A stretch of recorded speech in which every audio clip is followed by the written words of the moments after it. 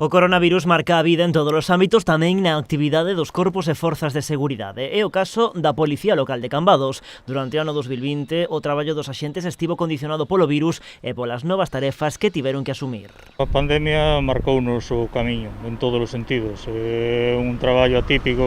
Alguén como a min que leva 30 anos de servicio nunca pensou que isto pasara deste xeito, que marcara o traballo dunha forma tan determinante. Na centraliña da Policía Local recibiron 15.000 chamadas, moitas delas preguntando información sobre a crise sanitaria e a sucesión de restriccións que se foron impoñendo. Dá pois unha imaxe, unha idea das preocupacións e das dúbidas que podía ter a cidadanía ao respecto da pandemia.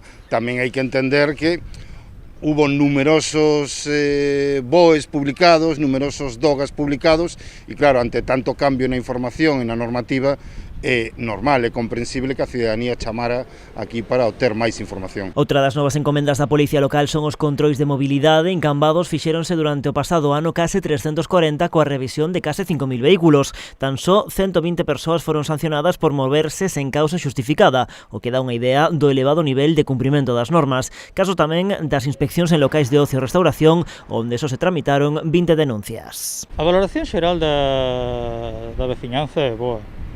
Nós non temos non hai grandes queixas. Algúnha denuncia sempre cae polo camiño, pero en xeral a colaboración da veciñanza e a concienciación eu entendo que é exemplar. O día a día no corpo segue centrado na xestión da pandemia, un traballo que na maioría dos casos está coordinado co da Garda Civil. Onte mesmo tuvemos un control conxunto coa Guardia Civil de Tráfico.